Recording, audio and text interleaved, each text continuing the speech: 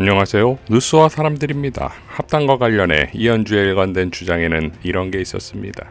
충분한 정보가 주어지지 않은 상태에서 숙고하지 않은 제 속도전으로 OX만 묻는다면 그것은 당원을 거수기로 전락시키는 일종의 인민민주주의적 방식에 불과하다. 이미 2016년에 1인 1표제를 도입한 국민의힘에서 동원의 대상으로 전락하고 당의 대중 추수가 과도화된 나머지 극우 유튜버의 전행에 좌지우지되는 사례를 자, 이현주가 민주당원들을 어떻게 생각하는지가 보이지 않습니까? 당원들이 계몽의 대상입니까? 오마이뉴스의 정청래, 경청 모드에도 커지는 불신, 합당 중단 생각 0.01도 없더라 라는 제목의 기사에 따르면 합당 관련 초선 의원들과의 간담회에서 나온 발언을 보면 기가 찹니다. 대부분 의원들이 합당 논의를 중단하고 이재명 정부 성공을 지원해야 한다고 지방선거 이후 미루자고 했는데 정 대표는 자꾸 전당원 투표에 붙이겠다고 언급하더라. 찬반 투표를 하면 다 찬성인데 무슨 의미가 있느냐. 그게 대표적인 중우 정치다. 정 대표가 합당 논의를 중단할 생각이 0.01도 없어 보이더라. 동아일보에 보도된 문건 내용과 정확히 프로세스가 일치하는 것 같다. 간담회에서 떠들어라 나는 간다라고 하는 것처럼 느꼈다. 의견 수렴이 아니라 달래기 위한 형식적 간담회다. 자, 중우 정치까지 나온 것을 보면 당원 주권에 대한 이해는 1도 없는 것일까요? 그것도 가장 파릇파릇해야 할 초선들이 가장 기득권화된 건 본인들이 이재명 정부를 만들었다는 자부심일지는 모르겠으나 유시민 작가의 말처럼 당내에서 공화정의 정신을 실현하는 것이 당내 민주주의인데 이 원칙에 위배되는 정치인들은 다 날아갑니다. 진짜 조심해야 돼요, 이거. 조심해야 됩니다. 저도 동감합니다. 순식간에 날아갑니다.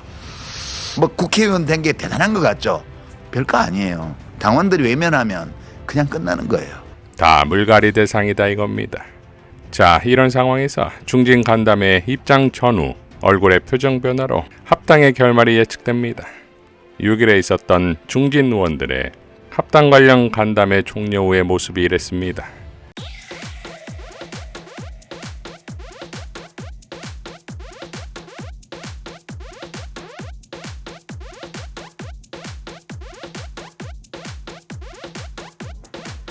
이어 회의 결과를 말하는데 그런 문건을 가지고 논쟁을 할 이유는 아닌 것 같다. 실무적으로 언제나 당은 어떤 상황이 발생하면 상황에 따라서 그 상황에 따른 보고서를 작성하고 준비해두는 것이 일반적이기 때문에 그런 일상의 과정 중에 하나였다. 이렇게 말씀을 드리겠습니다.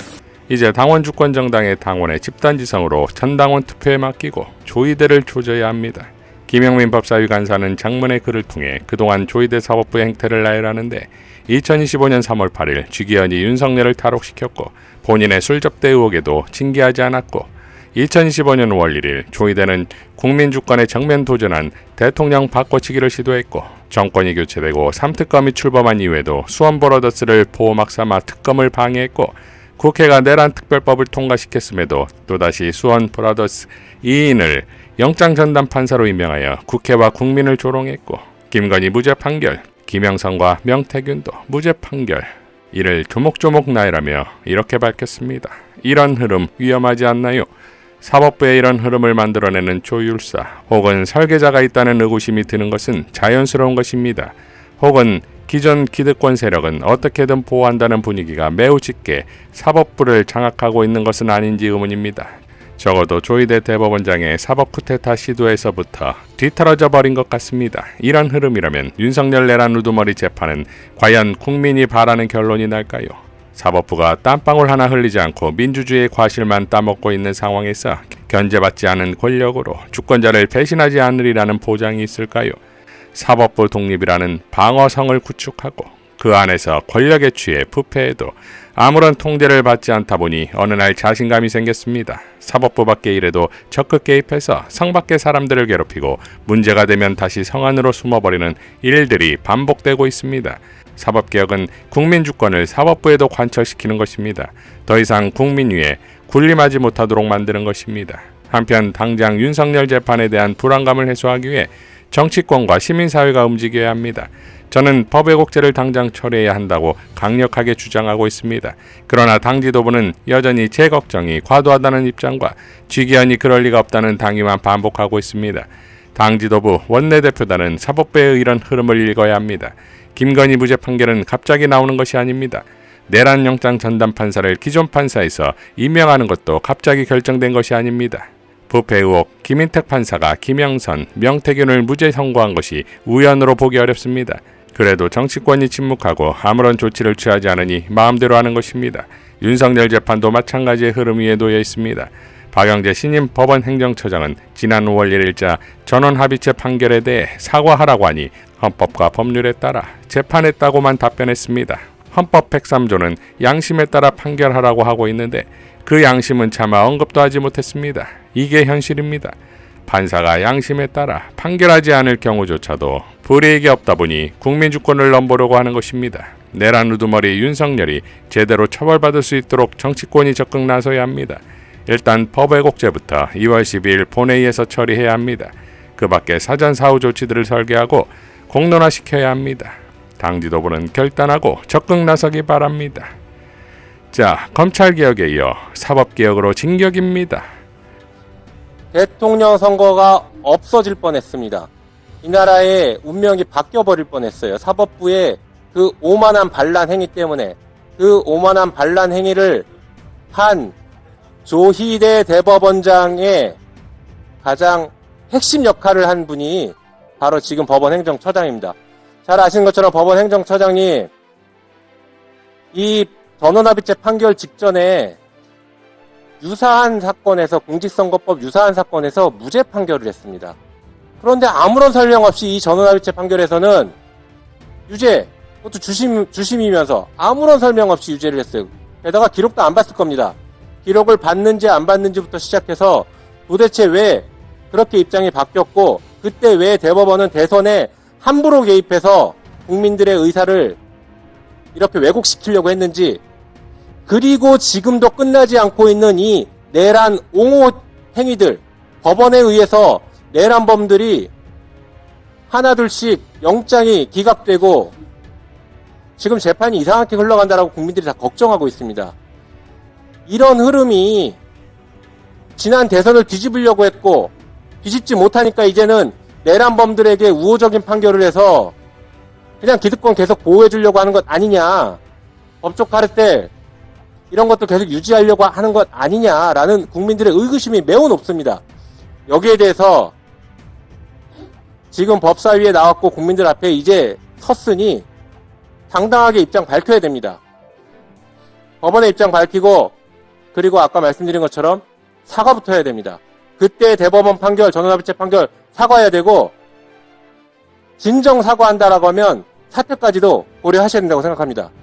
저는 이렇게 법사위가 과거에 있었던 일이 아무것도 제대로 바로잡히지 않은 상태로 그냥 시간이 흘러가니 같이 흘러가는 것, 이것은 잘못됐다고 봅니다.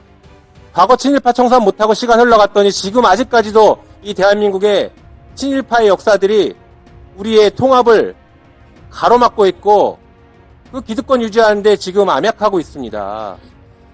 이 내란범 우리가 제대로 청산하지 못하고 있다 보니까 앞으로, 지금은 그냥 또 시간 흘러갈지 모르겠지만 앞으로 내란범 제대로 청산하지 못하면 10년 뒤, 20년 뒤에 계속 이것이 분열의 요소가 됩니다. 그리고 방금 말씀드린 사법부가 함부로 대선에 개입해서 국민주권의 정면으로 도전했던 그 행위가 바로잡히지 않으면 여전히 사법부는 국민 위에 계속 군림하려고 할 것입니다. 그러니 법원행정처장 지금 이 문제에 대해서 입장 분명하게 밝히고 제대로 사과하고, 저는 기왕이면 사퇴하실 것까지도 권고합니다. 조희대 대법원장은 신속하게 인사 다시 하시기 바랍니다. 이거 지금 국회와 한번 싸우자고 하는 겁니까? 법사위와 싸우자고 하는 겁니까? 어떻게 이런 인사를 하고 한마디 사과가 없습니까? 위원장님, 여기에 대해서는 우린 단호한 조치를 취해야 되고 단호한 입장을 취해야 된다고 생각합니다. 그리고 국민의힘 의원들 질타 안 할 수가 없습니다. 지금 법원 하루 종일 법원 방탄하고 이제 나가버렸지 않습니까? 이분들 도대체 무슨 얘기를 하고 있었습니까? 법원을 계속 옹호만 하고 있습니다. 국민의 눈높이에 맞지 않고 국민 주권을 침해하려고 했던 그 중차대한 사건에 대해서 법원의 판결에 대해서 왈가왈부하지 마라 라는 형식적인 논리, 해괴망측한 논리로 계속 퉁치고 넘어가려고 합니다. 이런 식으로 시간 끌고 넘어가려고 하는 것, 그 저희가 무엇인가 생각 안 할 수가 없습니다. 지금 법원에서 국민의힘 이쪽에서 배출한 대통령과 국무위원들, 그리고 이쪽에서 배출한 국회의원들 싹 다 재판받고 있지 않습니까? 내란이 인정되고 내란이 확정되면 내란 정당 해산될 테니까 지금 겁먹어서 법원 앞에 바짝 엎드린 거 아닙니까? 법원 행정처장 우리 잘 봐주세요. 지금 이러고 있는 거 아닙니까? 이게 법사위가 지금 그런 장이 돼버렸습니다. 국민들께 너무 부끄럽습니다. 지난 5월 1일 전원합의체 판결은 대통령 바꿔치기 시도입니다. 조이대에 의한 국민주권 침해라고 우리가 계속 주장했지만 실제 그 작전에 국민의힘이 조응했지 않습니까? 자기들이 뽑은 대통령 후보 김문수를 갑자기 한덕수로 교체하겠답니다. 느닷없이. 그것이 바로 대통령 바꿔치기 하려고 했던 그 작전 같이 모의하고 실행했던 거 아닌가요? 국민들은 그걸 의심하고 있습니다. 그 의심했던 그 상황에 지금 핵심 주범이 지금 법원 행정처장이에요. 그럼 이 자리에 왔으면 적어도 오늘 거기에 대해서 해명을 해야죠. 해명 안 할 거면 왜 합니까? 저는 그래서 이 문제는 우리가 더 심각하게 바라봐야 될 것 같고 법원 행정처장으로 인정할 수 없습니다. 이상 뉴스와 사람들이었습니다.